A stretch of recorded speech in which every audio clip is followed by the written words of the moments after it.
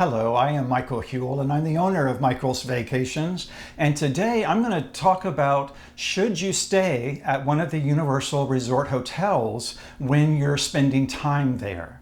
And I have an interesting proposal for you. No one's ever thought of this when I'm speaking to them, and that's why I made this video.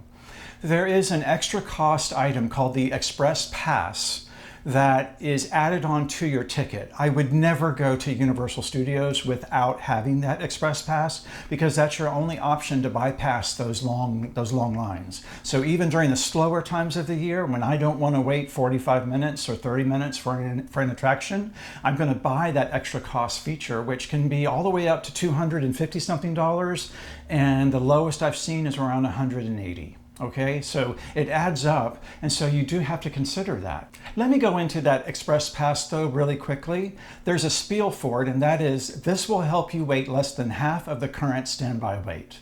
The key word there is current. So if you're thinking about going to a very popular attraction in the middle of the afternoon and the wait time is over 2 hours, they're saying that's okay, you'll only wait an hour, which I think we can agree is still too long for almost all of us. So that's why we still tour Universal Parks like we do Disney, okay? We still go in there early, we get to the biggest ones first, we get those taken care of, and then we're on cruise control for the rest of the day. And it's a really fun day. We love taking families to the Universal Parks.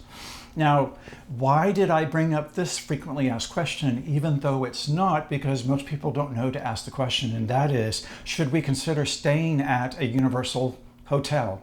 Well, here's my answer, okay? There are 3 deluxe category hotels. There's the Grand Pacific, the Hard Rock Hotel, and the Portofino Bay.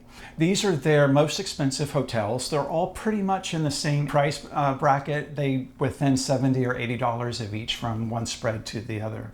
But what is so amazing with them is that when you stay at one of those 3, the Express Pass, and I just told you how much it is, those are complimentary with your tickets that you purchase as part of the package of actually staying there. So yes, you will still pay for the park admission, all of us do, but they throw in these express passes and they are expensive.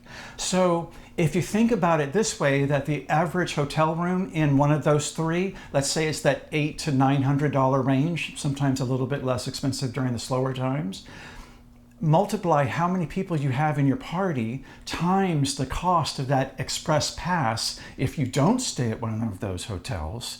And you see where I'm going with this very quickly, don't you? One of your nights is basically free, or if you're staying multiple nights, you're still having a huge discount off of off of your budget that is coming out of your pocket to have a great time there. So most of my guests only spend 1 day there. So what I have been doing recently is that we have our Disney portion, and it's a blast. It's so much fun. Then we end with them transferring to Universal for their last night. When you transfer to that hotel, the perk of the Express Pass is the day of check-in and the day of check-out. So you have 2 days there where you can be getting that free Express Pass, and even if you only use it for 1 day, you're still way ahead. So it is something to consider. I've had guests who have basically stayed at the hotels for free because of how expensive those passes are.